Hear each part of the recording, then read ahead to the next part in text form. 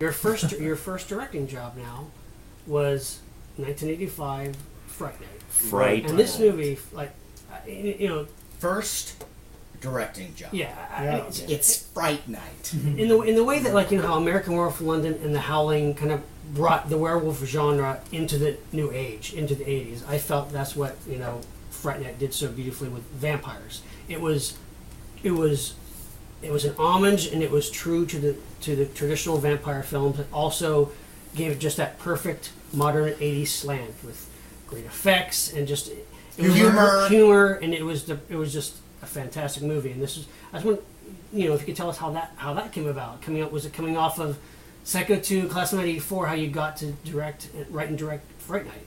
Yeah, well, by that point I was very, very hot as a writer. Mm-hmm. The Psycho 2 really opened it up for me. Right. Mm-hmm. Class of '84 certainly helped. The Cloak and Dagger, I think, helped a lot. Mm-hmm. And so I remember Bob Ramey, who ran Universal for 5 minutes at that time, turning to me after we had a test screening of Psycho 2, which was extremely positive, and said, "Well, so what movie do you want to direct for your next movie?" And I knew my life had changed. I can't. It's a serious question about Fright Night, how that came to be. When I was writing Cloak and Dagger, which is the juvenile version of Rear Window, written by Cornell Woolrich, and it was a film that was made in 1948 or 49, but it was too thin to be remade. I mean, the basics. It's The Boy Who Cried Wolf. Yeah. So I invented the imaginary character Jack Black, and had great fun with that. Mm-hmm. But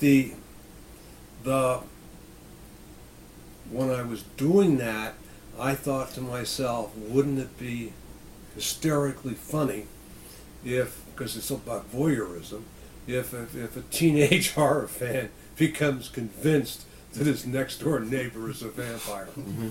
And Larry? Yes. I know where you're going. I know where you're going with this, because I did have that thought. But go ahead. No, go ahead. No. That film touched me.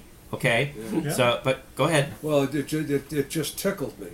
The idea just tickled me pink, and but I didn't really have a story. I had a premise, and I don't know how, but one day I think I was at Columbia, but one day Peter Vincent just fell into my head, because I said, well, if I was a horror movie fan and I became convinced that there was a vampire next door, who would I go to? Right. And I go to the Friday Night Fright host that I saw, And the minute I had that, I couldn't wait long enough to get home and start writing. Really? I was just compelled. Now, you have to remember, at that point, vampires were dead, and I don't mean. No. We know where you're going. No play on words. Right. Words and it was all capes and that kind of thing. It was really dead. Yeah. Because they'd had a huge, big budget bomb with a musical of Dracula with Frank Langella. Oh, that's right. And it was Robert Wise directing, I think. Yeah. And it was, and that had been a successful play, and I don't know why it failed, but it failed spectacularly. And that was a terribly expensive movie. My mom loved it, though. Okay. he had a great cape. Yeah. It was a really thick, it was a thick velvety cape. We got her the poster for that, and she has it in the laundry room right now. Okay. Private moments without my dad. Anyway, go on. But then, my mom. But then you had a farce. Love at First Bite. Yes. Right. And when a genre goes into farce, bingo. And you could say it's getting close with some of the Chucky movies, but when that happens, it usually means the genre is exhausted. Abbott and Costello meets Frankenstein. Yeah, we talked. Yeah. But I mean, I riffed that in Fright Night. Yes, you did. Yeah. I mean, when Roddy and Charlie are going up the stairs, and all of a sudden Billy Cole sits up behind them and starts up the stairs. That's Abbott and Costello. Absolutely, yeah. I mean, so I mean, I just had the best time writing that, and I was giggling and laughing. I mean, it sounds to make yourself laugh when you're doing the writing. That's the best way. That's all I've got. And you came, Never happened to me again.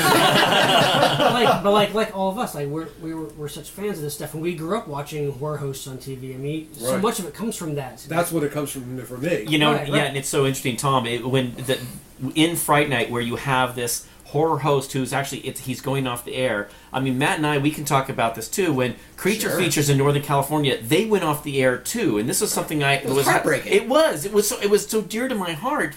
And it was like Channel 2 had been sold to Fox or something, and that was gone. It was a part of my life that was gone. Tom, did you have a horror host in your youth? Yes, we did, and I can't remember. It was Stagger Lee. There was Vampira. Wow. But there were some other local lots of local ones, really jokey guys, and I can't remember now. But everything that I grew up with was AIP and Hammer. Yeah. And AIP was aping Hammer. Right. And they were. That's why Psycho was such a huge shock, because if you remember the Hammer films, they're all shot wide, proscenium arch. Yeah. And maybe a 2-shot, maybe a close-up, and very, very rarely an insert. In other words, it's almost moribund in terms of casting. So you'd never seen, or at least I'd never seen anything cut like Psycho did. Right. I mean, because Hitchcock was doing visual set pieces, because that's what he did. And I should also give credit. Richard Franklin, who was in love with both John Ford and Alfred Hitchcock, gave me really what was a graduate school seminar in Hitchcock in preparation for writing it when we ran all those films. Because he would pull out the visual sequences, which means where the story moves forward with visuals and action with a minimal amount of dialogue. And so as much as Hitchcock preferred silent films, I also got a master class from Richard Franklin in how to make films visual and not talkies, not all dialogue shows. That's awesome. There's also a lovely Jerry Goldsmith score to that. Beautiful. It is Yes, a very very tragic so. score. Well, haunting. Yeah. Well, The genius, Jerry Goldsmith. Yeah, Yes. indeed. Yeah.